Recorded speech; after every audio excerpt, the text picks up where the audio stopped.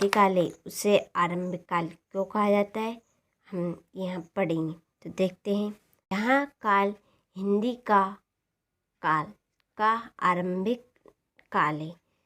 जो हिंदी साहित्य का हमारा सबसे पहले कौन सा काल आता है, आदिकाल आता है।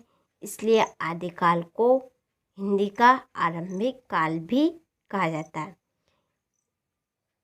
इसलिए इसे आदिकाल भी कहा जाता है।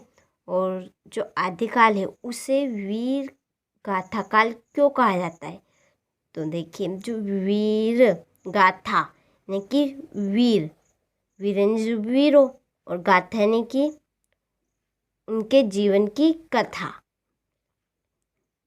या उनके बारे में जानकारी, इसलिए इसे आदिकाल को वीर गाथा काल भी कहा जाता है।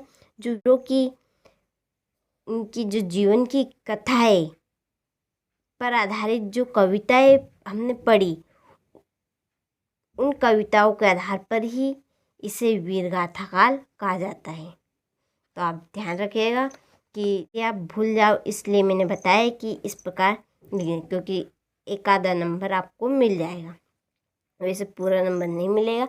इस प्रकार लिखोगे तो आपको पूरे नंबर मिले। यहाँ काल हिंदी का एक आरंभिक काल है।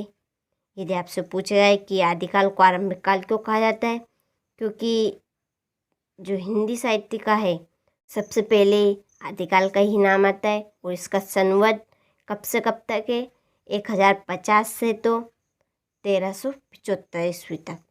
तो यह काल हिंदी का काल आरंभिक काल है, इसलिए इसे आदिकाल नाम दिया गया। इसलिए इस काल में वीरों की जीवन कथा पर आधारित कविताएं रची गई। इन कविताओं के आधार पर इसे वीरगाथा काल कहा जाता है। थोड़ा सा और भी इसमें, इन कविताओं को रचने वाले चारण भाट हुआ करते थे। जो वीरगाथा काल है उसे कविताओं को रचने वाले कौन थे, चारण भाट हुआ करते थे। ये आश्रयदाताओं की स्तुति और उनके यश का गायन अपनी कविताओं में करते थे, इसलिए इस काल को चारण काल भी कहा जाता है। यदि प्रश्न में पूछ ले कि आदिकाल को चारणदाता काल क्यों कहा जाता है, क्योंकि जो चारण भाट थे उन्होंने जो वीर है उनकी आश्रयदाताओं की स्तुति और उनके यश का गायन अपनी कविताओं में करा, इसलिए इस काल को चारण काल भी कहा जाता है। स्क्रीनशॉट ले लीजिए बढ़िया तरीक़ा से और अपनी कॉपी में नोट करिए।